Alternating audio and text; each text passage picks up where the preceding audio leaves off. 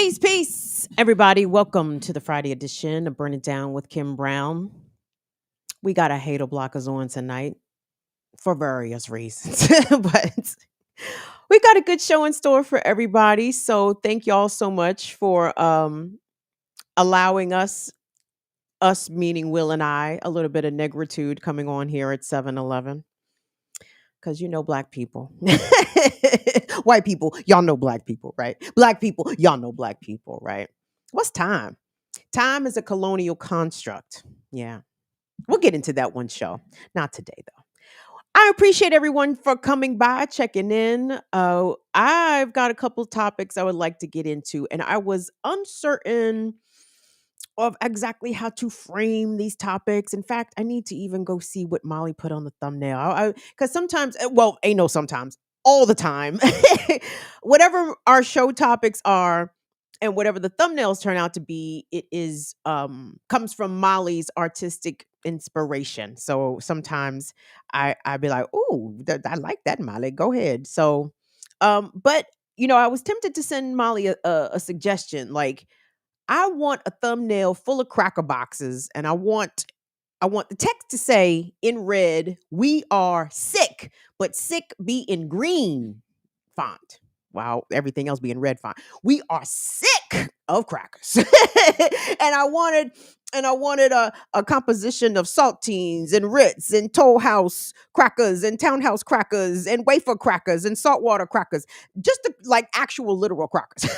Right? Because we can't get put off YouTube, for the overt racial slurs, I suppose. But I did not ask Molly to do that, but I may ask her to do that in the future. So y'all stay tuned. But my point is, I'm a little sick of crackers. But the problem is, it's not just crackers. It's cracker adjacent Negroes. It is cracker adjacent Latinos. It's cracker adjacent fucking Asians. Like everybody has lost their goddamn mind. I don't know if you guys saw this story coming out of New York. New York City. We got a story for y'all tonight. Out in Brooklyn, these motherfuckers lost their goddamn mind because a public school building for a duration of 9, 10, 11 hours was used to house migrants. And the children who attended that high school had to remote learn for one day, for one fucking day. The whites lost their minds. Some wayward ass niggas lost their minds. Some immigrants were against the migrants themselves. I'm like, has everyone gone fucking crazy? Like, we can't even put people up for a night? Americans can't be inconvenienced for a fucking night? Disgusting behavior. New York City, we need to talk about it. The other story I want to talk about is also more disgusting behavior. Fortunately, everybody on today's show, everybody lives. Okay, like so I know y'all tune in sometimes and be like, "Is Kim talking about motherfuckers dead?" No. Everybody's alive. Everybody might not be in the greatest living conditions, but everyone for the time being is alive. Damn near every Republican governor, not every, damn near every Republican governor. What's up, man? Oh, a lot. What's up? A lot of Republican governors. Your camera's off. Oh shit! Are we back? It's back. All Yep. right, my bad. I told y'all it's one of those nights. There are, I believe, roughly about a dozen or so Republican governors who have made it clear that their states this coming summer will not accept the federal summer EBT program, which helps to provide a stipend, an EBT stipend, a food stipend for children who are on free or reduced lunch during the school year to make sure that these children still have access to food during the summertime. And these Republican governors said, fuck them kids. And it's like, what? I mean, it's not shocking. America and its policy says fuck them kids every single day. Okay.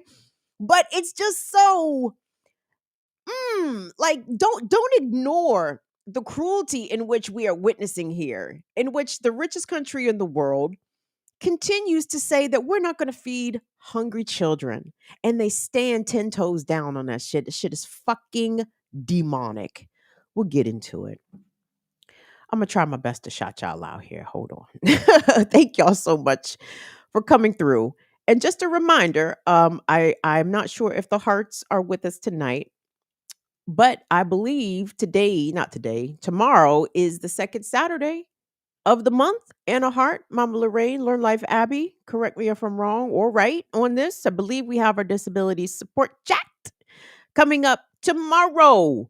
Every second Saturday of the month, we have a disability support chat. Whoo, I got some things to talk about this Saturday.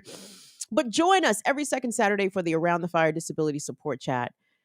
It's a discussion that is facilitated by Anna Hart, Mama Lorraine, Learn Life Abby. I just show up and I'm grateful that somebody has opened a space for disabled folks and disabled adjacent folks to come and talk about, some of the shit that disabled people deal with. Maybe we'll talk about what happened to Reverend Barber. That's just a thought. We could talk about whatever in the hell them gals want to talk about because they always come with the heat. So join us. I will post a link on the community section of this channel.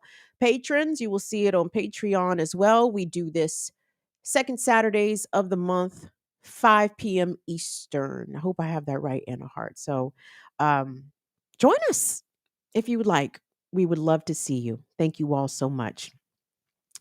Uno momento. So, hold on. Let me see who's in here. Lord have mercy. Now, gang, just a reminder, y'all, we do the disability support chat for a reason. Okay. One of the main reasons we do the disability support chat is because I'm disabled. I'm not like a little bit disabled. I'm like a lot bit disabled. Okay. And shout out to my good sister Donnie, afraid not. Dawn, you'll want to, and there's people in here who really see me. Okay, that is real. But Dawn called it. Dawn, you called me out from in a good way. Dawn says heavy masking. She's right. I have masked my disability really good for a really long time. Like some people really just thought I was a bitch and like ignoring people. I'm talking about like in real life, right? Like come up to me and like and it's like I'm not ignoring you, beloved. You know what I'm saying? I hope you don't take it that way. So anyway, for those who don't know, I'm disabled for real. That's not just some shit that I said. I didn't fuck my toe up in the 12th grade and all of a sudden, oh, my toe. I mean, I'm not even saying people who had that happen are not disabled either. But you guys understand what I'm saying. Like, I'm not, this ain't just some shit I say. This ain't a box I'm trying to check off. I'm not trying to be the most marginalized. You feel me? Like, this, it's the real deal, okay? So keep that in mind. Just try to keep that in mind a little bit. So I appreciate all you guys being in here with me tonight. I'm probably going to be a little bit less engaged in the chat than I usually am, and my apologies for that. But again, it's reasons. Shout out to my son Tyler. Hello, baby Donnie. Thank you so much for being here. Lady Alex, thank you so much for being here. Corcord, I know you see me too, baby. So I again and again, I don't fault nobody if they don't get it. You know what I'm saying? Because I don't broadcast it that often. And there's reasons for that too. And I think I've even gone into the reasons for that. You know what I'm saying? The reasons that I feel are extremely legitimate. Okay. That I don't get into it on a regular basis. But you know, that don't mean it ain't there. That does not mean it ain't there. So thank you all. DJ Vesper X, another one. Yes. I love Anna Hart. Yup. Yup. Yeah. Yup. I appreciate you guys so much. Y'all are here for a reason. I'm very grateful for that. There has not been many places that I have felt seen, and I do feel seen here, and it's because of y'all. So thank you guys for that. I'm gonna get into this story because I would love y'all. I would love to lay this next story at the feet of crackers. I would. I would love to 100% blame the whites. I really would. I can't blame the whites because I mean you can of course this is America, of course. Blaming the whites, you don't have to reach far to do that. The whites are responsible for quite a bit. Unfortunately, they are not solely responsible for this debacle that happened in New York City. Guys, do me a favor, give the video a thumbs up, subscribe to the channel, support us at patreon.com/BIDWKB. A very peculiar situation happened at a Brooklyn high school over the past week, and it happened in part because there was severe weather in the New York City area. And Will, if you could, I just want us to give I just want to set the table, if I may, to even give you an idea of the conditions, the weather conditions. There are other conditions to consider here, but let's talk about the weather conditions first and foremostly. We are in the middle of winter. The middle of winter. We're talking about New York City. And there was a relatively sizable storm that blew through the area. And let's pick it up from there, Will, and the effect that this storm had on thousands of migrants who are being housed at a tent encampment in Brooklyn that is outdoors. It's fucking January. Will, if we could pick up the story starting with the weather. The storm also took a toll on Long Island, where it left parts of Suffolk County flooded and will make the commute rough this morning. Yes, it will. Here in the city, wicked winds knocked down trees and power lines and also forced the city to evacuate nearly 2,000 migrants from a Brooklyn shelter. Let's get right to Lizette Nunez. She is live in Marine Park with the very latest. Lizette? Good morning to Shawnee and Dan. Well, all the migrants have since been taken back to Floyd Bennett Field. They were only here for a few hours to spend the night inside the gymnasium at James Madison High School. And the reason for that is because Floyd Bennett Field is prone to flooding. Bus after bus pulled up in front of James Madison High School in Brooklyn. Hundreds of migrant families rushed in as they attempted to get out of the pouring rain. This man saying they have us like dogs in the street. Our children are wet from the rain. Everyone is soaked. Yesterday, the city temporarily relocated 1,900 migrants from Floyd Bennett Field to James Madison High School as a precaution due to the strong storm. This woman was frustrated, saying they keep being relocated all over the place. Yesterday, Mayor Adams and New York City Emergency Management Commissioner Zach Iskol toured the respite center. All migrants are expected to exit the school this morning, and students will have classes remotely. Those who live nearby angry about the situation. We all should be safe from all type of weather, but these people should have been deported back to where they came from because they came into this country illegally. They didn't come here to make our country better. I believe they came here just for votes. They're already getting free New York IDs. They're getting free shelter, free food. The powerful storm caused... All right, that's enough. Thank you, Will, for recognizing my cue there. I told Will before the show happened, I said, Will, on that first package, I said, I need you to cut it when that dickhead in the red finishes talking. And look, Will immediately recognized the dickhead in the red when he finished talking. The fuck? Sure did. I was like, what the fuck is he? They're getting stuff. And, they shouldn't get things. Oh, okay. Police. Motherfuckers, the police. Okay, I'm sorry.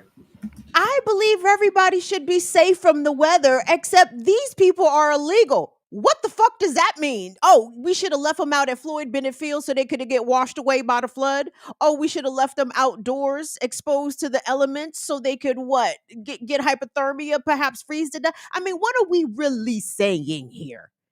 And y'all, there is no shortages of opinions like that son bitch there in New York City. Not to say that I was shocked. I mean, I know, first of all, there's a lot of pro-immigrant organizations in New York City that are doing their best to help these folks, these migrants who have been bussed from the border from Florida, from fucking Texas, from Arizona, bitch ass DeSantis, bitch ass Greg Abbott, whoever the fuck the governor is in Arizona. These motherfuckers been sending migrants, busloads of them northward. We know this, to DC, to Baltimore, to Philadelphia, to New York, to Chicago, sending them everywhere, right? Just like they are cattle. Okay, the complete dehumanization of these migrants is appalling. Okay, but I guess good on New York Emergency Management Services to have the short-sightedness to understand that there was a storm coming and that you basically had 2,000 people sleeping outside in a tent encampment in an area that is prone to flooding. So in very short order, New York services mustered up and decided to open or close, depending on your position, James Madison High School in Brooklyn. This is a well-known high school, I believe. BK, let me know if I got this right or wrong. You know, this is Bernie Sanders High School. This is Chuck Schumer's high school. You know, this is in a neighborhood in Brooklyn that is known for immigrant communities. The Jewish community immigrant there, Russians immigrant, Italians, New York. Basically, the history of the fucking city is about welcoming different waves of immigrant communities. But when it comes to these brown folks coming from below the southern border, some New Yorkers are like, fuck that shit. Fuck all that immigrant shit. But I want you guys, this is the hilarity, if you want to take any crumb of humor out of it, right? But it's also the absurdity. And it's also something that really infuriated me. This next clip, Will, the package, if you could, because I want y'all to hear some of the accents of the people who protested out front of James Madison High School. Did I tell the story right? Okay, I'm sorry. So when the 1,900 migrants were moved by New York Emergency Management Services to James Madison High School, what they did was, for the students attending the high school, they closed the school for one day, had the children learn remotely for one day, right? And these motherfuckers, and I say these motherfuckers, some of these Brooklynites lost their goddamn minds, but they were spurred on, they were fueled on by the right-wing extremist echo chamber, because the right wing seized upon this and made a big deal out of it. Like, American children are being displaced in favor of the illegals. We'll run this package, and I want y'all to listen to the accents of the niggas complaining about the immigrants. We worry about the health of our kids. We worry about the education of our kids. Tatiana Lerner's son is a junior at James Madison. She helped lead a group of parents and politicians protesting outside the empty school Wednesday. Children were forced to go to remote learning after it was used overnight to evacuate migrants due to high winds at the Floyd Bennett Field tent encampment. If it's a one-time thing, it's bad enough. But if it's going to be a reoccurring event, it's definitely not acceptable. Assemblywoman Jamie Williams has been raising the alarm about Floyd Bennett Field from the beginning and says now her daughter, a James Madison senior, is sitting at home, not learning a thing. Don't think they're doing schoolwork. My daughter is home. You know what she has to do today? Submit some missing work. At one point, tensions boiled over during the protest press conference. You're equating them to being filthy. Desiree Joy Frias, a Bronx activist and lawyer, accused the gathered group of xenophobia. In fact, there was a bomb threat at the school overnight and many hate-filled calls to school officials, according to New York City Emergency Management Commissioner Zach Iscol, who oversaw the evacuation. The bomb threat has been cleared by PD, and there's no longer a threat. Iscol defended the evacuation and the use of Floyd Bennett Field as the best bad option the city has, as it struggles to handle thousands of migrants still arriving each week. He says the migrants were out of the high school by 4:30 in the morning, and remote schooling was chosen out of an abundance of caution in case the weather got worse. I don't think my children should be subject to have to stay home while the migrants. I'm sorry. Hey, y'all, come on, don't play me. You know I am not mocking speakers of other languages besides English, but do y'all see the delicious and the simultaneous repulsive irony of motherfuckers who themselves are clearly immigrants, right? Like, I don't know if first gen, second gen, your grandmama was not born here, and you got all the chest, you got all the smoke for the migrants who have traveled thousands of miles under horrific conditions, not to mention the horrific conditions that they fled from, which were created, by the way, in their home countries by US imperialist powers and policies, right? These people fled thousands of miles to get to this border for a better chance for themselves and for their kids, right?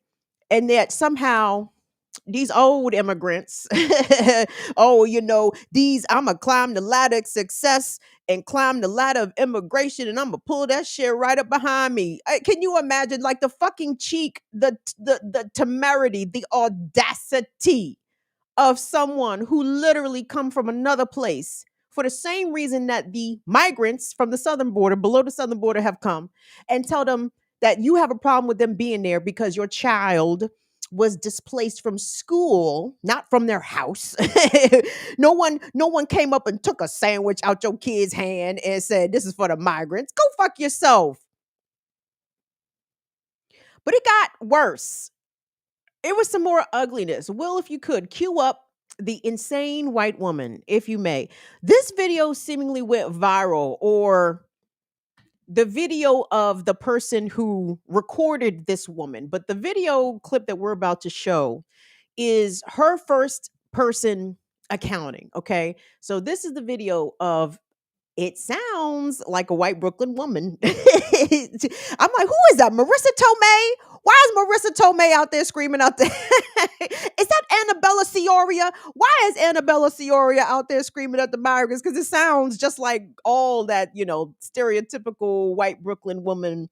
And she's giving all of it. But then she's giving some of that vintage, white Brooklyn woman racism. You fucking, I mean, she didn't say you fucking niggas, but if it had been niggas, she probably would have said, "You fucking niggas, get your fucking nigga mooly asses out of here." I know that sounded like Edith Bunker a little bit. My bad. I'm gonna work on that. Will, seek help. You said what? Seek some help. The Brooklyn accent is right. Like, yo, all right, I'm sorry, I'm ready. I got the clip ready. That's not it. That wasn't the right woman Brooklyn accent. Sony. I'm gonna leave it alone. Well, let's listen to this lady. This lady is extremely unhinged, but just listen to the cruelty, listen to the vitriol, listen to how she's screaming on these people like it was them that brought the fucking weather. Anyway, just check this out. They're towing residents' cars across the street from James Madison to bring all the migrants in. Look what they're doing. Look at all the buses that are going to James Madison.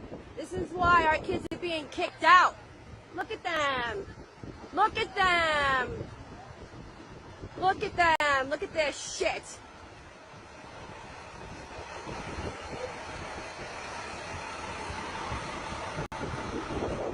Look at this.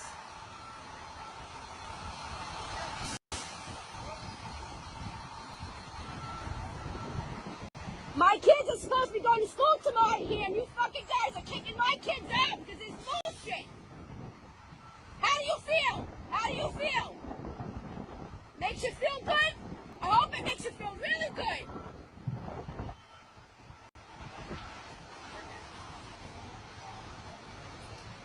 How does it feel that you kicked all the kids out of school tomorrow? How does it feel? Do you feel good? I hope you feel good. I hope you all sleep really well tonight.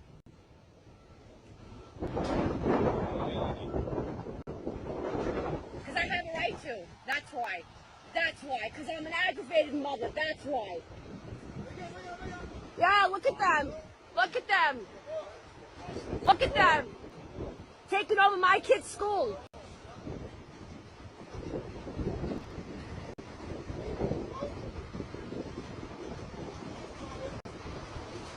You kicked all the kids out to sleep here tonight, huh? How long you staying?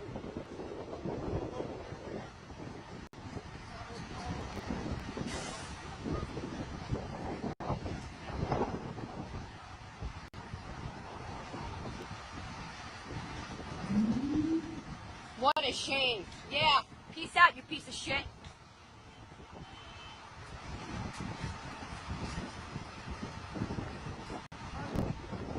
Feels real good, right? Look at them. Look at them. Everything for free, right? Everything for free.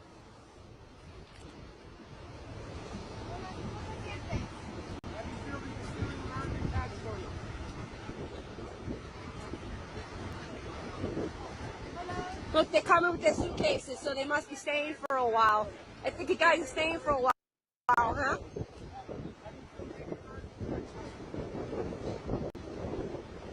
You like kicking out New York City American kids, huh? How does it feel? Yeah, shake your head, because you know it's wrong.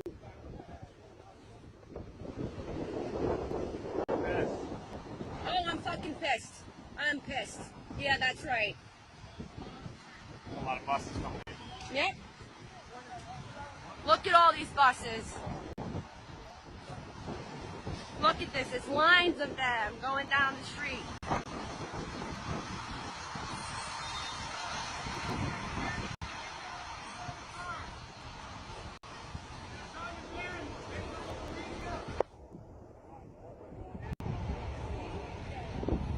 Anybody that has a white media van, they're gonna tow it. Makes you happy. Whew. That's vintage. Although it's recent, even though that's 2024 racism, that feels like it's been aged. What is that? 44? 32? What is that? What year is that? Is that kind of sounded like 1918 racism or 1966 racism. Wow, how did she age that racism that quick? How did she make that shit sound like she's been racisming for years, decades? It's wild, y'all. It's wild. In New York, y'all know this better than really the most of us, right? Like all my friends from New York that were New Yorkers, especially like in college. I remember meeting people from New York and they'd be like, "Well, where are your people from?" And I'm like, "Virginia and Arkansas." They're like, "No, but where are they from?" And I'm like, "Virginia and Arkansas," nigga. Because they just expecting me to say a country. You know what I'm saying? I'm like, ain't no migrant immigrant story in my lineage that I'm aware of, at least not recent. But that's what it is. It's the culture of immigration in New York. Everybody's from fucking somewhere. And if you yourself ain't from somewhere, your mama and them from somewhere, your grandmama and them from somewhere. Like Marissa Tomei, you know what? Let me not even slander Marissa Tomei in that way. But she did sound like Marissa Tomei, didn't she? Maybe we'll call her Melissa. I don't know what the fuck was wrong with Italian Melissa right there, but she was furious and she just sounded like the worst fucking racist Karen. Even though she didn't use any slurs, she didn't have to. All that shit was coded and immediately decoded, right? Talk about, look at these fucking people that get everything for fucking free. Oh, like the colonists did, like the settlers did when they came over to this country and stole the whole fucking country, right? From the natives, from the indigenous people. They got everything for free. Didn't they get their labor for free out of the enslaved people? Like, it's like white Europeans, like, y'all know all about coming here and getting shit for free. So it's like when you see non-white Europeans coming over here and allegedly getting shit for free, and we can get into whatever you think the immigrants might be getting. I assure you, they ain't getting what the fuck you think they're getting. Because if they was, why the fuck would they be sleeping in tents outside? Please make it make goddamn sense.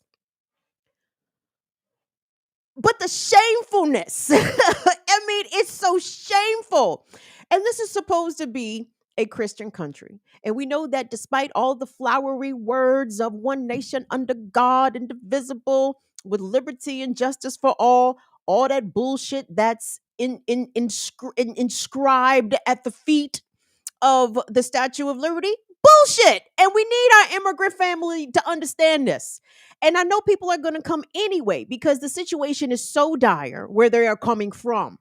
I don't know, Ecuador, Honduras, like it's a realer situation even than here, especially than here, because the U.S.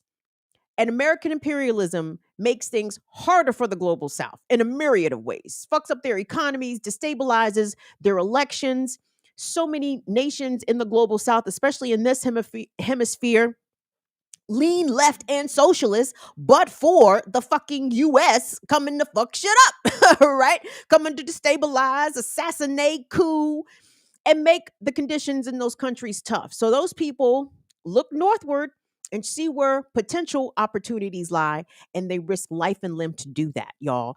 And I'm telling you, it is the coldest, hardest shit to look at these folks, these migrants, and to think they don't deserve shelter in a storm. And because American high school children, not, you know what? I maybe could even seen if it was an elementary school and parents had to make arrangements for the elementary school age child the following day. You can't leave your 8-year-old, at least you shouldn't, leave your 8-year-old at home all day while you go and work. But you sure as shit can leave a 16-year-old, right? So them closing the fucking high school was not, to me, not a huge deal. Well, if you could pop up the article from the city, because the kids themselves were shocked that their school became the center of this media frenzy, but it seemed to be wholly, not, I can't even say wholly ginned up by the right, but it became a big talker on the right. But when I was flipping through videos and shit, I was like astounded. I mean, and maybe I shouldn't have been, silly me, because I know we have a lot of Black people who have conservative ideas. They may not outright say that they are Republicans. Maybe they aren't Republicans. But it was a lot of TikTokers with New York accents, Brooklyn accents. Yo, son, I just dropped my daughter off and shit. They had the school closed and shit. They making way for 2,000 illegals. I'm like, dog, I'm like, Nori, stop. Not Nori. Let me shut up. That wasn't Nori. But you understand what I'm saying? Like, the anti-immigrant right-wing rhetoric is too easily picked up by my folks, man. It's too easily picked up by Black people. When I hear Black people repeating that xenophobic bullshit, I'm like, dog, like, you are pitting yourself against these brown migrants when it is the white elites, mostly white elites, that are forcing all of us on the ground to fight for crumbs. You understand? Like, it's insanity to see migrants or immigrants, as I'm talking about the ones that were outside of the school protesting against the migrants, like the people with clear accents, people who are clearly speakers of other languages themselves, protesting against undocumented folks whose conditions are worse than theirs. So in this article, it goes on to talk about James Madison High School. It's a pretty big high school, had to been, to accommodate 1,900 migrants. The 1,900 migrants slept in the school's gymnasium and in the cafeteria. And that fucking Italian bitch Melissa, shout out to the goddess Marissa Tomei, but that other Italian bitch Melissa was out there screaming, I hope you guys are fucking comfortable. I see you got your suitcases. Oh, yeah, they're comfortable to go sleep in the fucking cafeteria, Melissa. Yep, they're comfortable to go sleep in the motherfucking gym, Melissa. They were just sleeping at the field in the tent encampment. I'm sure you thought they were sleeping in the lap of luxury. Again, Americans are so fucking ignorant. It should tell you how dire the situation these undocumented people came from, to see if this was a situation that they, I won't say aspire to, but a situation that they are willing to deal with, sleeping outside and being bussed around from this place to that place to this place to that place, because Joe Biden, let's start there, because the United States at this moment in time, helmed by President Joe Biden, has piss poor policies at the border that in real time are changing the rules for asylum seekers, just like his predecessor, Donald Trump, just like his predecessor, fucking Barack Hussein Obama. Like, America really has the gall, to talk about, we treat children right, we treat people good here. And we don't, and we don't, you must be white. See, I understand. Like, we could talk about class all day, and that's fine, and that's relevant, and it matters, and it is significant. But these are the areas in which race is clearly demarcated, right? And I guess, if they was wealthy undocumented people at the border, their situation may be way different. So yeah, these are poor people, but these are all poor brown and black folks coming from the southern border. And you see that, and you see in the way that they are treated. And you've even heard the reports from the border that sometimes when white Ukrainians find themselves at the southern border trying to gain entrance, it's like, oh, the white, come on in. We did no, there's a point system. The whites get to enter in first. So anyway, back to James Madison High School. So once it was announced that the school would be housing these 1,900 migrants, I mean, that's a lot of fucking people. That's 2,000 people sleeping outside, which is madness in itself just to think about. I don't know why it garnered so much fury. And I guess it's the entitlement of Americans that don't feel as though that their lives should be inconvenienced or compromised in any way, shape, or form for those that they feel are lesser than them. And just the hypocrisy, the glaring hypocrisy of it all. I'm sure these are people that go to mass.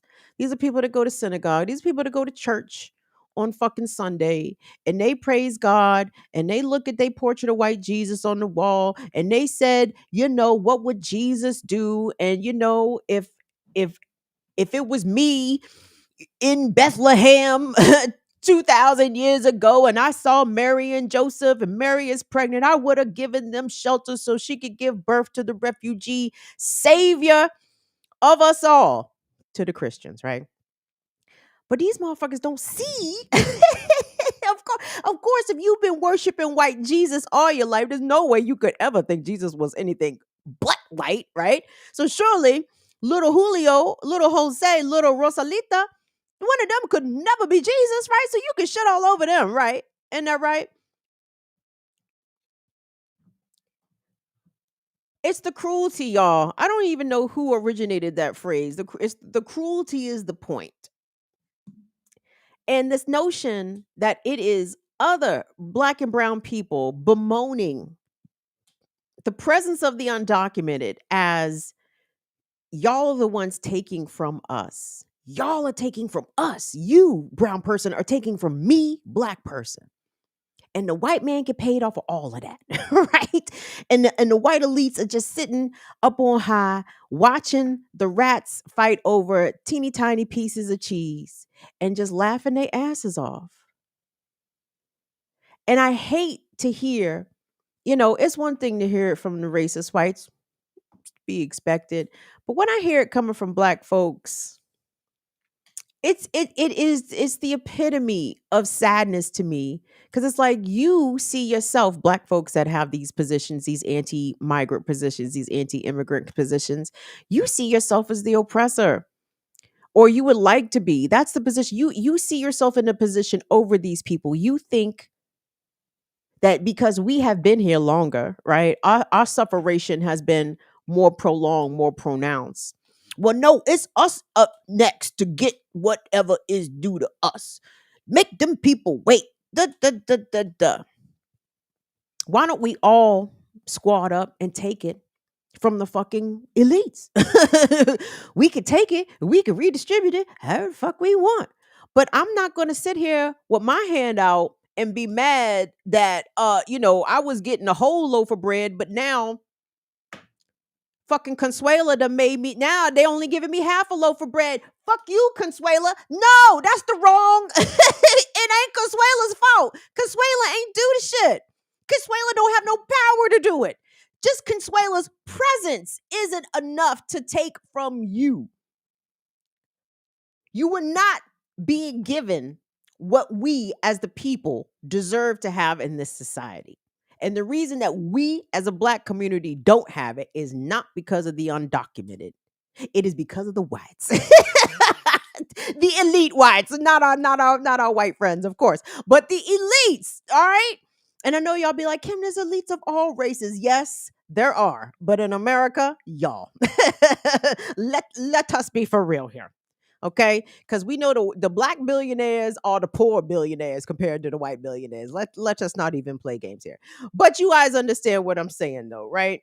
And this is the kind of time, and this is another thing I want people to understand, because and I'm glad that there's a couple of things I want us to understand here. First of all, let's please continue to abandon the myth of American exceptionalism, that America is the best place to come because we have the most opportunities for immigrants, and everybody in the world wants to come here because of what they can make out of their lives. No.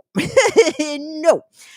Maybe on one hand, yes, but that is the reality of American exceptionalism. America is exceptionally cruel to people that they don't view as human.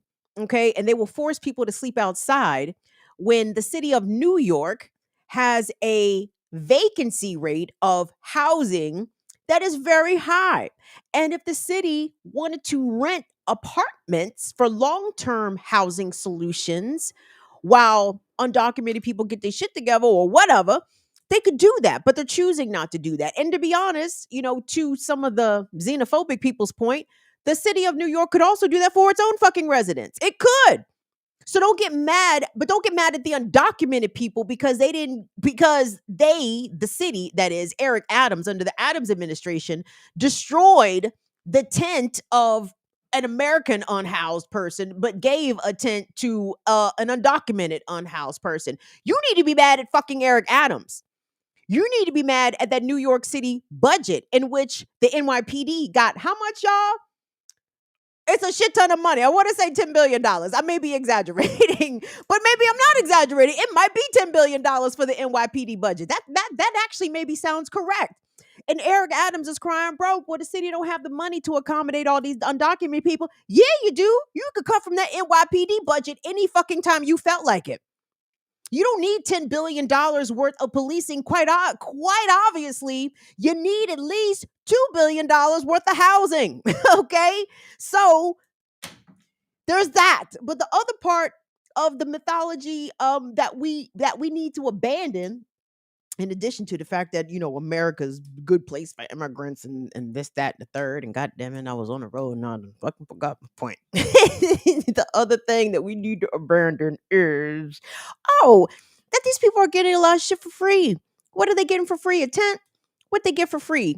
A ID? Like, did you see that nigga in the red complaining? Brown as shit. Complaining about the other Browns. They get all this shit for free. And I think that they just come here for votes.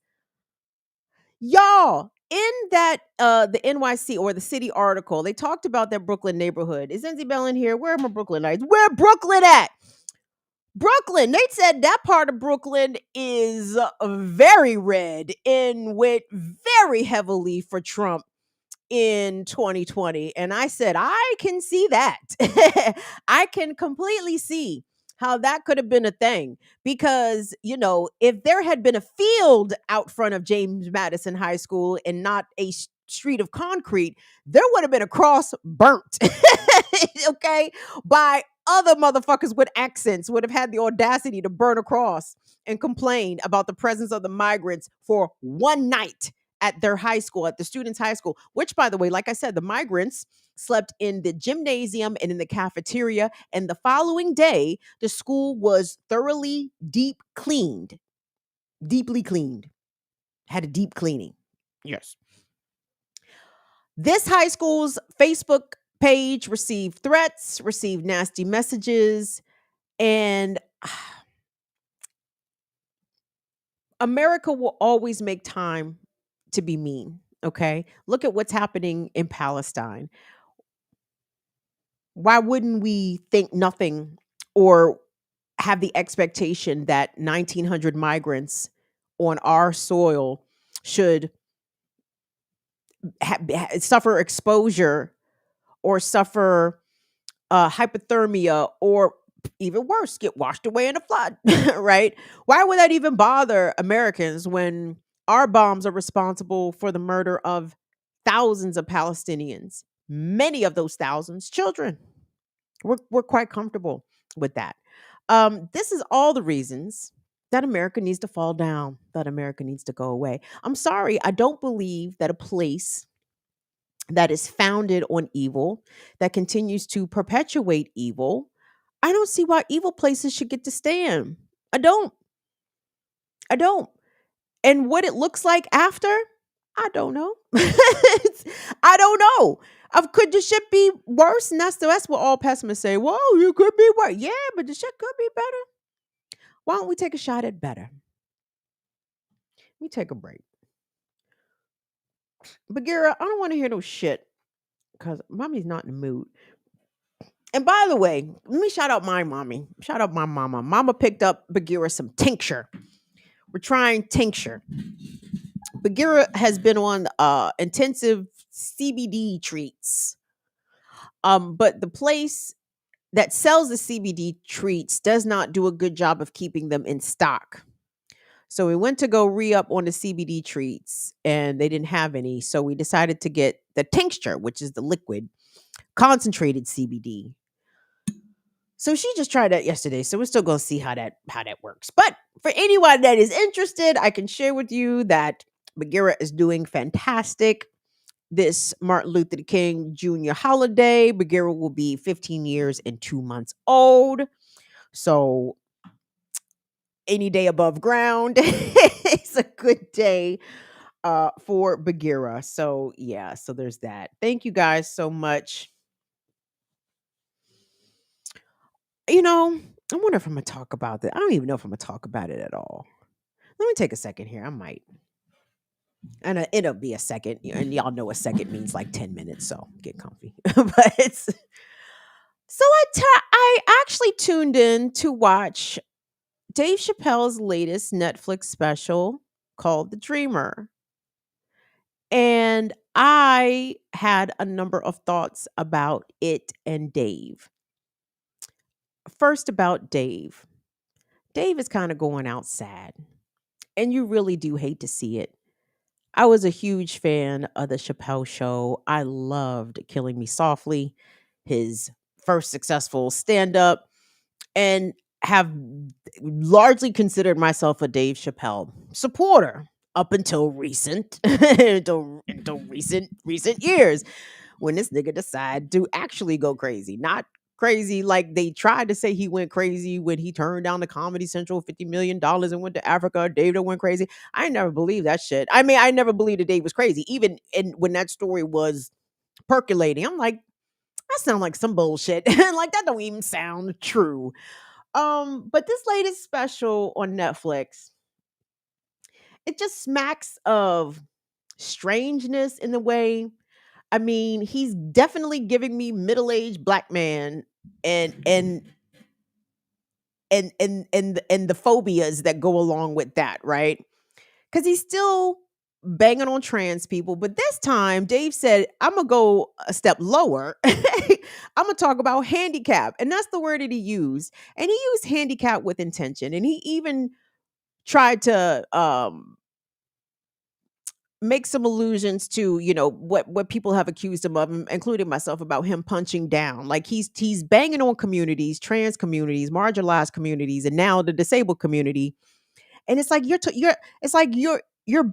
bombing on these communities as if these communities have any power. Like, trans people don't have no fucking power. Look at all the legislation pending and passed in states across this country denying trans people basic health care, denying trans children acknowledgement of who they see themselves to be. Like, this is not a community that I would say is powerful. They don't have a lobby on fucking Capitol Hill. Disabled community, same way.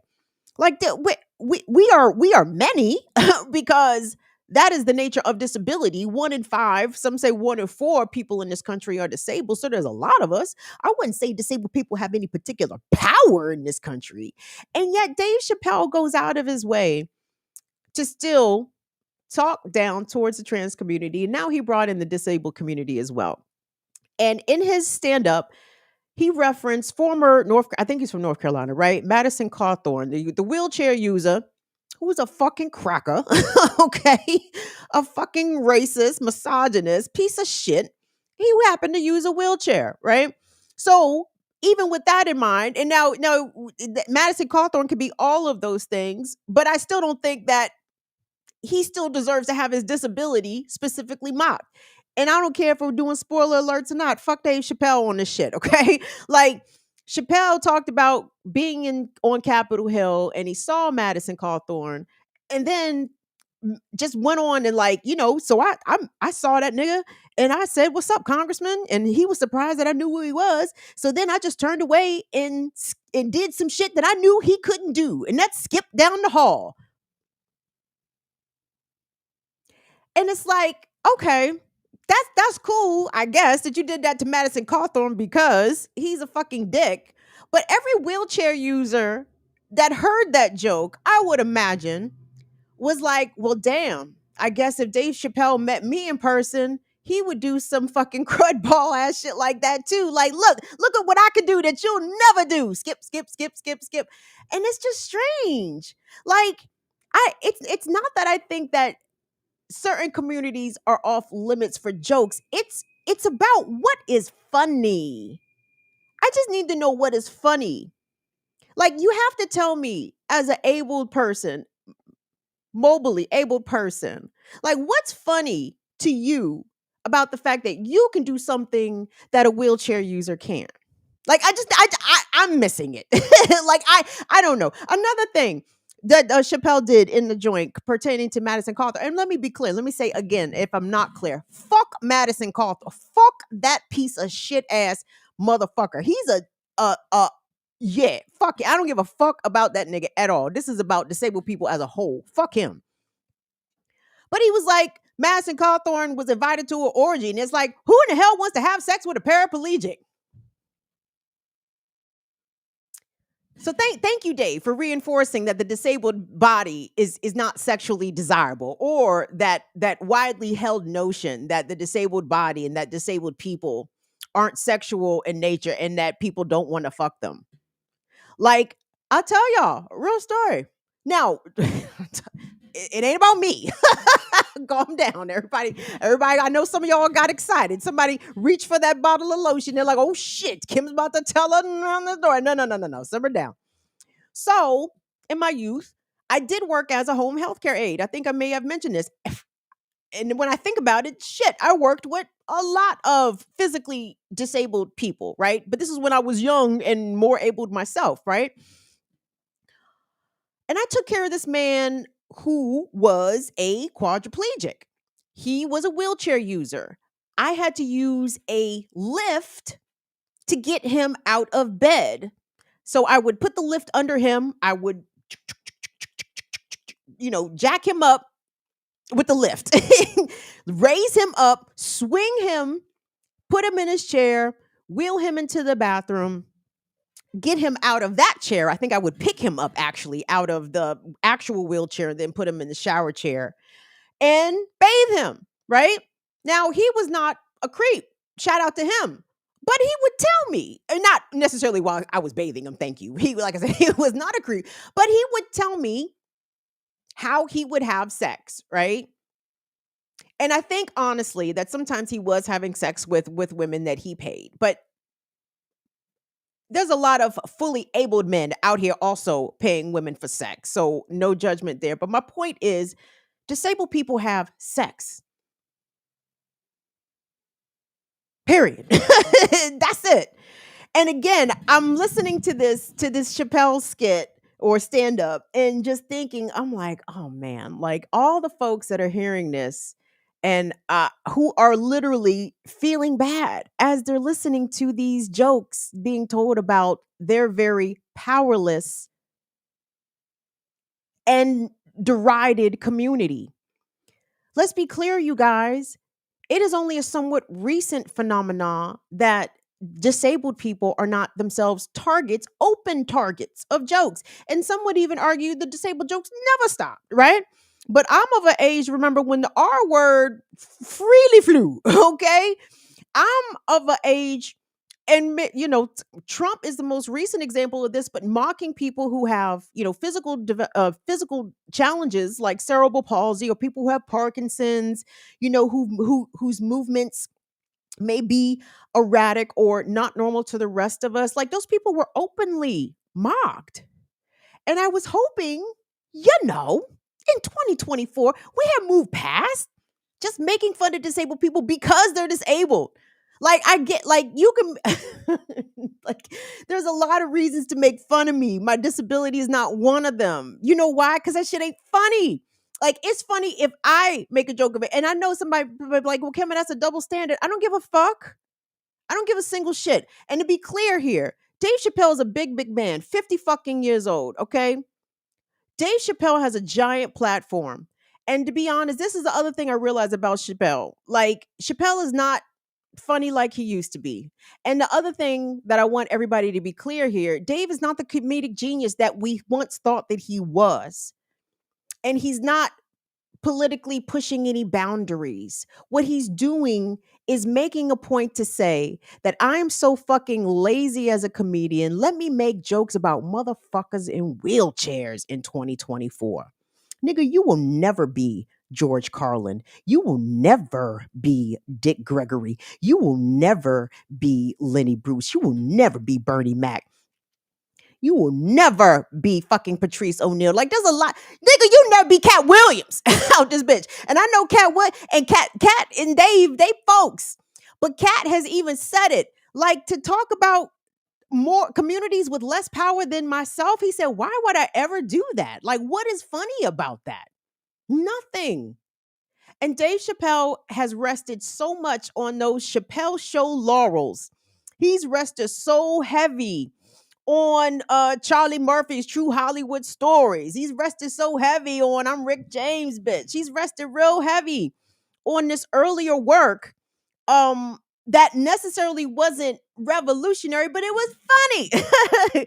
And this shit that he's doing now, just randomly pulling trans people, like the joke he talked about meeting Jim Carrey, and Jim Carrey was in character for Andy Kaufman. He set up the joke brilliantly. Like, it was a beautiful setup to the joke. And then he ended it like, and that's how I feel about trans people. And it's like, dog, that shit ain't, you just snatched trans people into the joke. The joke had nothing to do with trans people. And you kind of fucked the joke up. Like, I mean, it's just sad.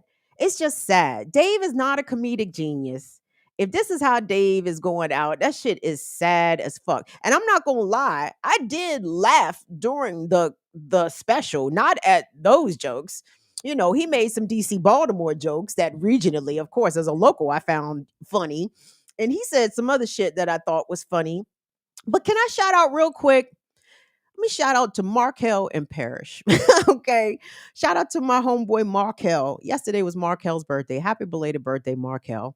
And Markel and Brother P came over to burn some. And I said, y'all want to watch this Chappelle shit?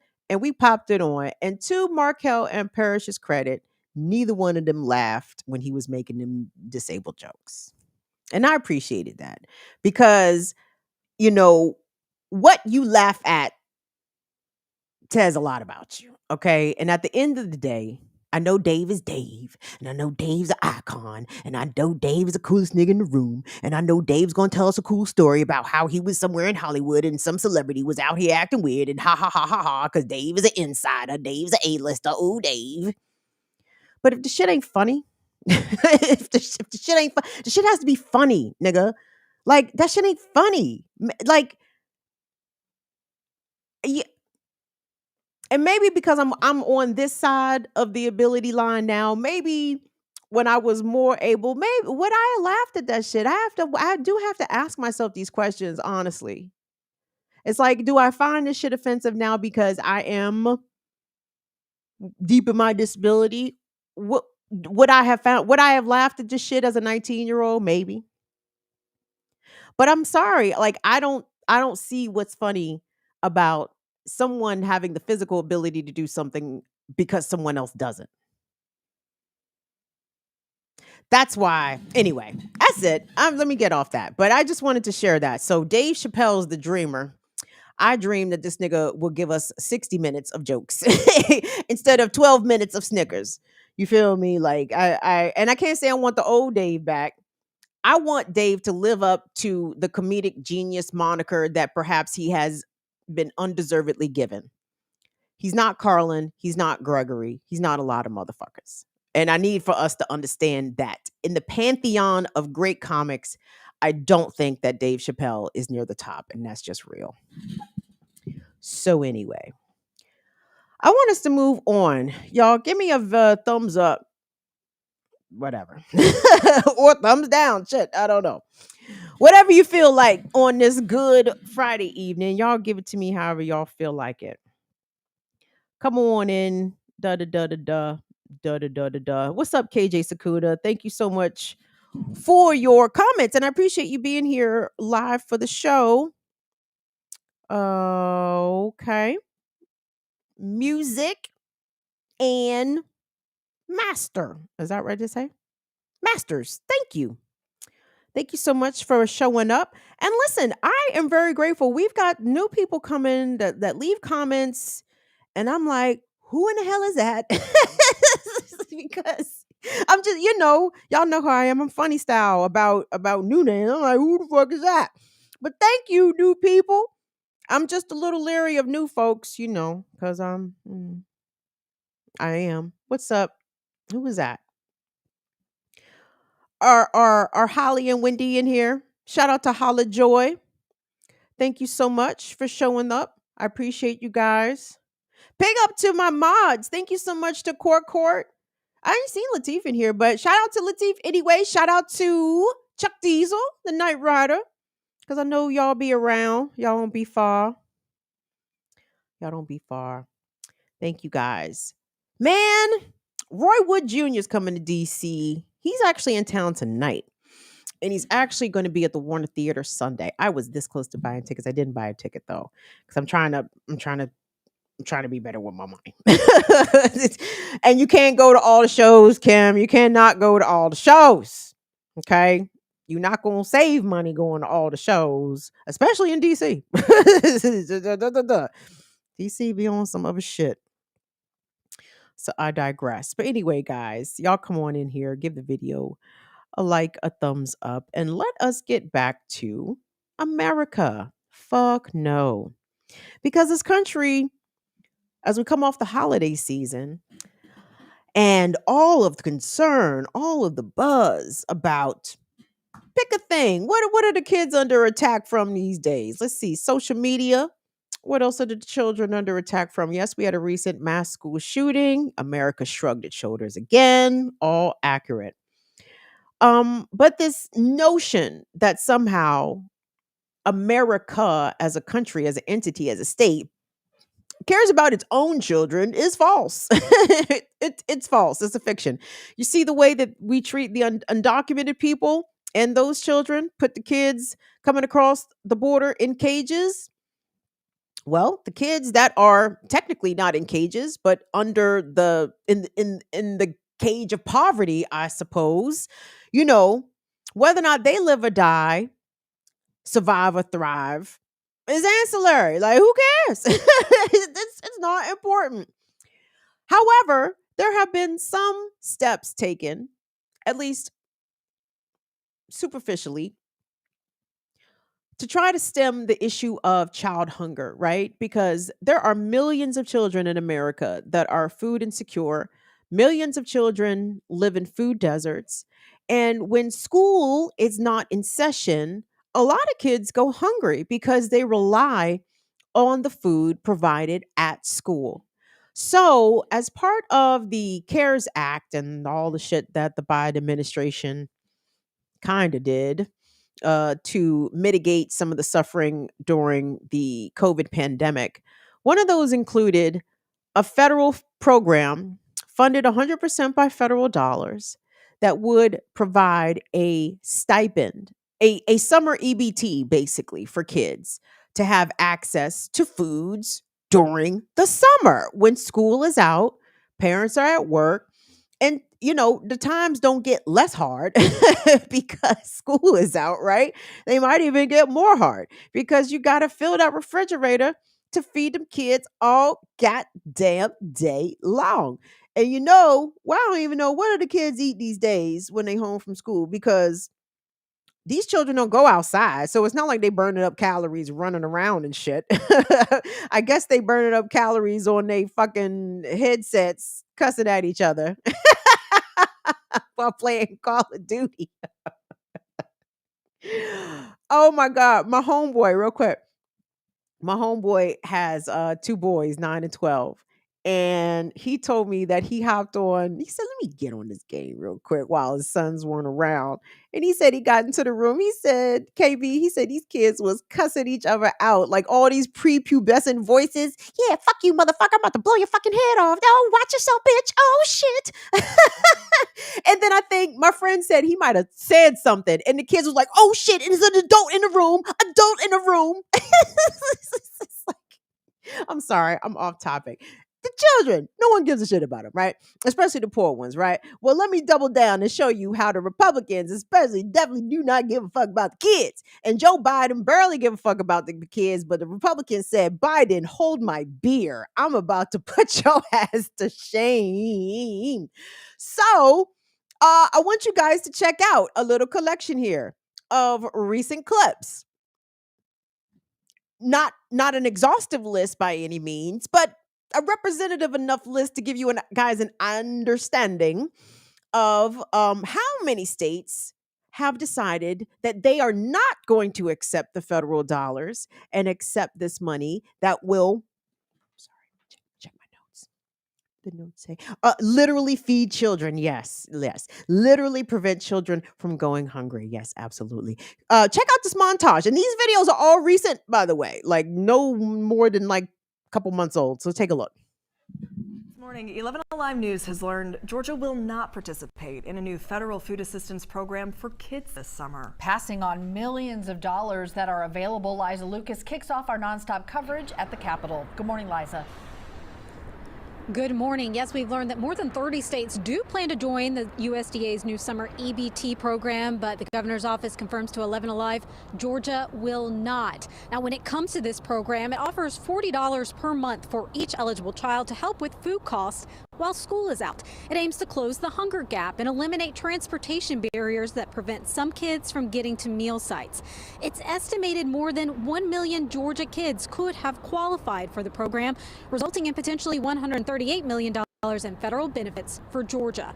The governor's office telling me in part, quote, ensuring Georgia children have access to a healthy and nutritious meal throughout the year remains vitally important. But when it comes to this program, the governor's office says it, quote, not only lacks basic nutritional requirements and sustainability, but fails to address the mission of improving the health and wellness of our children. Now, when it comes to the need, advocates with Voices for Georgia's Children, they tell me that historically, many of the kids that qualify for free and reduced lunch, they can't take advantage of some of the existing summer meal programs. So they say that this new program would have been a really efficient way for families to get food, excuse me, onto the table. Now, Georgia can opt in for future years. We should say it would cost the state about $4.5 million in administrative cost to do so. Sending it back to you. Liza, thank you. Later. Governor Jim Pillen's administration has decided that Nebraska will be opting out of a new federal child nutrition program. It would have provided millions of dollars in benefits for kids and their families struggling to put food on the table over the summer. This was first reported by Nebraska Examiner. The federal program offers an EBT card to children whose household income makes them eligible for free and reduced lunches. It would have cost the state $300,000 a year, but the state would have received an estimated $18 million in benefits in return. Nebraska Appleseed projects that the program would have helped more than 150,000 kids across the state this summer. Now, we have reached out to the governor's office about this decision, but we haven't heard back yet. Brought you yesterday. You'll remember we reported that Iowa Governor Reynolds now says the state will not be participating in a program to provide food for low-income children over the summer. And she's citing childhood obesity as a reason why. The summer EBT program started during COVID to help children who get free meals at school to have something to eat when school is out for the summer. Iowa took part in it for the last 3 years. But today, Governor Reynolds said the federally funded program is not sustainable.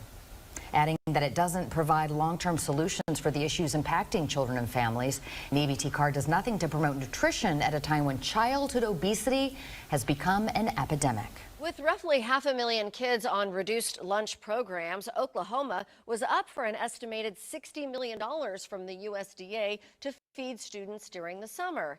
Speaking to us while traveling, Governor Kevin Stitt said there wasn't enough vetting to opt in this year. We gave over $20 million over the last couple of years for our different food banks. So we're satisfied that there's not going to be kids that are hungry in the summertime, and just didn't know enough about the program. I'm not saying we wouldn't do it next year. The debit card style program is set to dole out $40 per month per eligible child.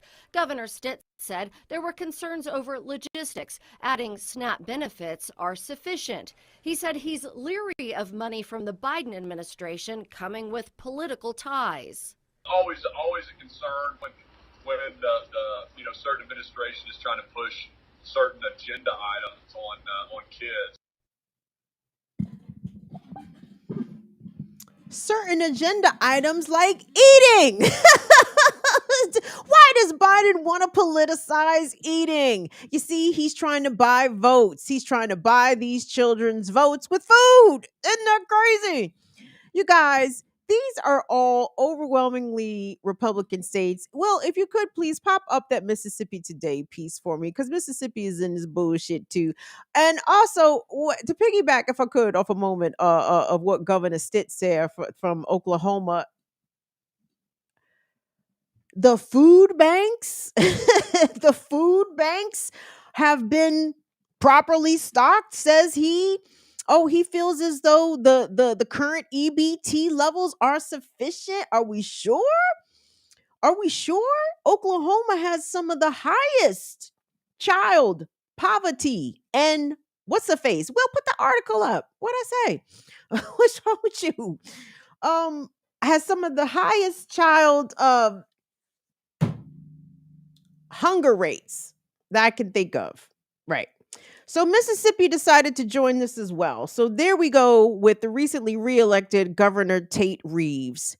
And again, it's not just Mississippi that have turned down this program. In fact, Alabama, Georgia, Florida, Alaska, Iowa, and hold on. There are several others that have decided to turn away this money.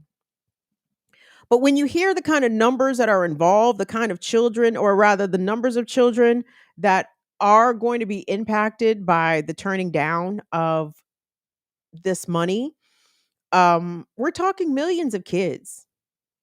And of course, because these are all poor children, nobody gives a shit. Well, let me rephrase. These governors don't give a shit. Let me not say nobody, because even in these predominantly Republican areas like Mississippi, I'm gonna get into some of these details here in a second. But obviously, there are our folks, okay? Because guess what? We don't cede any corners of this fucking country totally to the Republicans and the conservatives. Like where you find Black and brown people, you're gonna find our folks, right?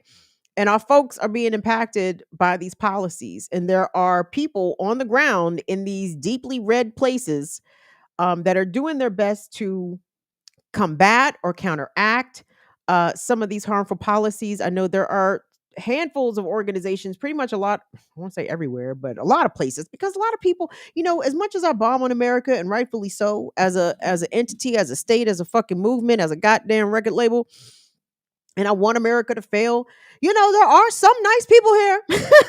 There's some nice people. None of them hold elected office, unfortunately. But there are some nice people on the ground that recognize the needs and try to serve the needs of the people. Unfortunately, this punk motherfucker here, Tate Reeves, ain't one of them. Looking just like the treasurer for the fucking White Citizens Council. Look at this nigga. Look at this motherfucker. Like, that's the kind of white I'm really afraid of. Look at him. Like a good look at him. Don't be afraid of the white in the plaid and in the Carhartt and all that shit. Well, psych, be afraid of them whites too. But the whites in the suits are the real ones that you need to keep your both eyes on. If you wear glasses, keep 4 eyes on them motherfuckers, because they're dangerous, okay? Look at the kind of policies they enact.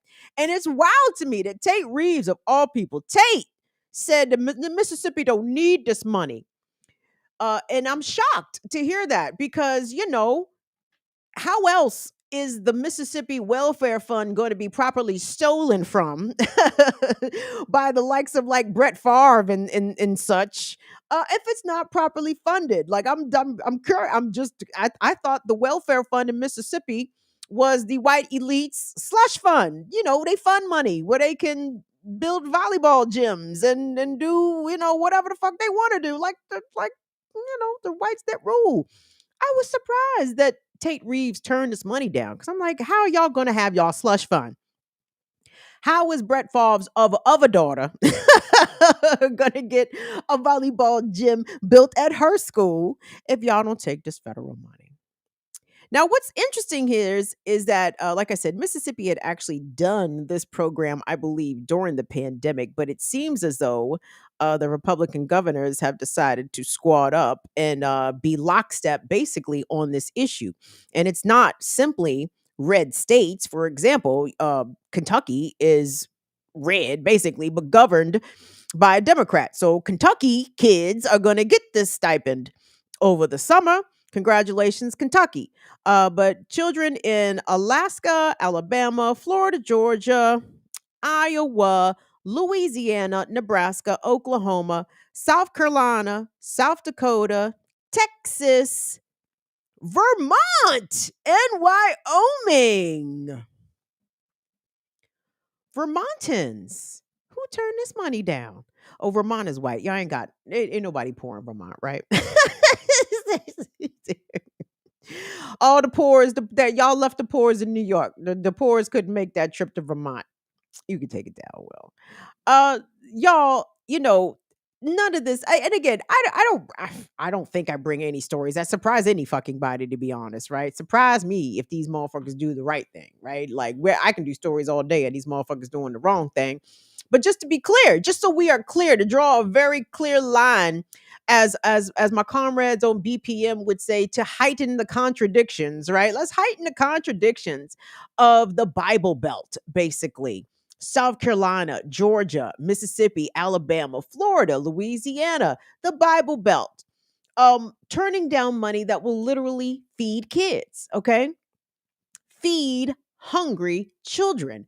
I don't see how there's anything political about that, right? Because there are hungry white children in these states too.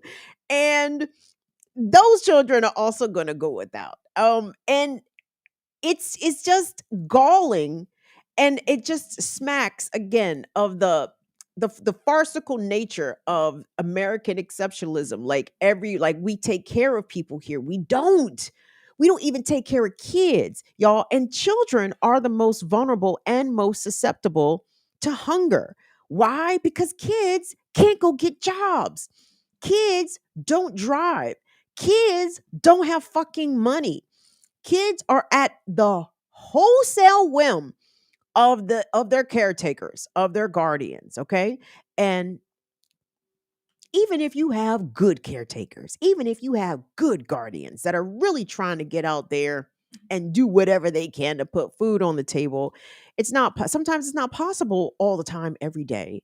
And we don't like to talk about that in America. We think of hunger, Americans, that is, not me, but Americans think of hungry children. They think of hungry children over there, in Ethiopia, where the flies walk on their faces and shit. Them kids is hungry, not American kid. The fuck? This is the shithole country. Make no mistake. Because it's different if your country is poor and does not have the ability or the resources to feed its populace. That's not what's happening in America. America's not poor. The federal government is trying to send out hundreds of millions of dollars in order to feed children. And yet the Christian leaders, and I do believe each of those governors in the states and the packages that we just ran, I know they all roll out the God, guns, and country rhetoric when it's time to, right? So they obviously proclaim to be Christian. But where is it in your Christian values to deny hungry children food? And that's how you have to know that one thing about God and the devil is that you have to know that the devil can quote scripture as good as a priest, as good as a pastor. The devil knows the Bible frontward and backwards. The devil can roll out to you Bible sayings and phrases, chapter and verse. Don't be fooled. Don't be fucking fooled at people that claim to be Christian and claim to do things because of their Christian values, their strong Christian values. Oh, well, I signed this abortion restriction because, my Christian values won't allow me to kill the unborn. But for the kids that are already born here, fuck them kids. Says Governor Reynolds of Iowa, right? Says Governor Kemp of Georgia. Says Ron DeSantis of Florida. No abortions, because you got to bring these children into the world. And if you can't afford to feed them, fuck them. Don't worry. We're not going to feed them either. In fact, in Florida and probably some of these other states, in Iowa, I think they've actually lowered the working age for kids, right? So, hey, it's time for them kids to pull themselves up by their bootstraps, okay? Look at here. What are the people name their children? I guess I could just say Jaden, and I'd be talking about 100 million children. There's probably 100 million Jadens and Cadens in America these days. So let's just say Jaden. Okay, little Jaden, I know you're 10. Okay, I know you don't have a job, but it's time to pick yourself up by your bootstraps, Jaden. You got to go get a job, Grouch. Okay, because ain't no free meals here in America. Okay, not even for kids. Yes, I know you're hungry. Yes, I know your mother's at work. Yes, I know there's a lot of stressful economic situations going on in your life right now, but fuck that. If you want to eat, I suggest you go work, Jaden. Welcome to America. Well, take that goddamn Klansman off the screen, goddamn it. I told you the nigga looked like the treasurer from the White Citizens Council of fucking Montgomery. Well, wait, where's it, Mississippi? Jackson, excuse me. His granddaddy served on the White Citizens Council of Jackson, allegedly.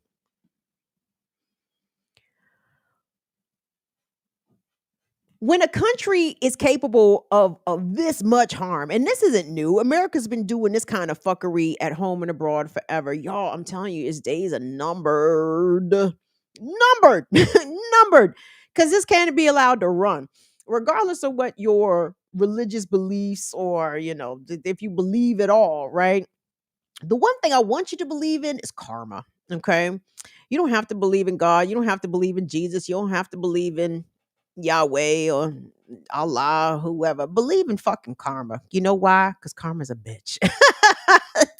Karma's a bitch. And I believe in karmic energy all day. And I've been listening to my good sis, Kelechi Okafor from the Say Your Mind podcast. Kelechi's been saying this even before 2024. She said, America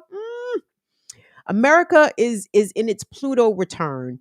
And listen, I know that not everybody's here into astrology and you can tune me out. And I don't even know what the fuck that means, to be perfectly honest. But the Pluto return is supposed to be a big fucking deal, okay? Because the last time America had a Pluto return was like in the 1700s, or was it in the 1800s? So it's been like a couple hundred years. But the last time America was in a Pluto return, shit was fucking crazy, right? So a lot of astrologers believe that this is going to be a very tumultuous year, specifically for the U.S. And this has been predicted before Trump, every long time. People have been saying 2024 is going to be a wild, fucking crazy year. This predates Trump, predates all this madness, predates everything that's going on in Israel and Palestine right now. 2024 is going to be a wild fucking year. And we can see it happening already. Like, there are tremendous consequential things occurring in the world. What's happening in Gaza is tremendously consequential. And the fact that the international opinion of what's happening in Gaza is way different than it's really ever been, maybe ever, right? That is quite significant. All this shit happening in the US, potentially with the presidential election. I'm sorry. Do you think the the whites are not going to tear shit up if Trump doesn't win? They are. They are. So that means, and then who the fuck knows what else is going on around here, right? So anyway, I forgot what I was saying, but so that means it's time to go. I forgot what I was going with that, and it's fine because I'm ready to sign off anyway. And that's not a diss to nobody. I have a headache, and I'm ready to smoke some weed, and I'm ready to cool the fuck out because. So anyway, guys, that's the show. Join us tomorrow for the Around the Fire Disability Support Chat happening tomorrow. What the fuck is tomorrow? The 13th, Saturday the 13th at 5 p.m. Eastern Time. Look on the community section of the channel tomorrow. I will post the link if you're interested in attending. It will also be available on Patreon, the link that is. So look for that tomorrow. We hope that you guys can come out. Shout out to the Hearts, Anna Mama Lorraine, Learn Life Abby, everybody that participates in the disability support chats regularly. I know somebody. Will, I know we had a couple super chats. We're going to do our best here. Un momento, por favor. Dame un minute. Wilbert, if I send these to you, will you touch them? Yo. If I build it, they will. Will you be my son? No. Well, you're too old to be my son. Sure. You are. I could be like your auntie. Infinite. Quick reminder that Tate fucking Reeves had water trucks brought to the governor's mansion while Jackson was suffering. Water. What a dirtball ass nigga. Not you, Infinite. I'm talking about Tate Reeves is a dirtball ass nigga. What a fucking dirtball. I'm going back. Oh, I didn't text him to you? What? I didn't just send something to you? Yeah. No, I didn't check my phone because I'm working. I'm sorry. I appreciate you working well. Bagheera's outside my room tapping about the... No, I'm not about to do nothing to Bagheera. Bagheera's actually been really good, guys. Oh, Zinzi wanted to come on. Oh, well, shit. Well, drop the link. Zinzi could come on. God damn it. She probably was going to come on and drop something contextual and referencing to the damn Brooklyn shit. Fuck. Part 2. I'm sorry, Zenzi Bell. We hear y'all. We not ignoring y'all. Promise. But we human. We gonna make it up and do some other cool shit. And have Zenzi Bell on doing what she do. Yeah. I'm sorry, Zenzi Bell. It was just Infinite and Zenzi. That's it. I just want to make sure I didn't want. Yeah, that's what I got. Hold on, okay. I'm gonna double check.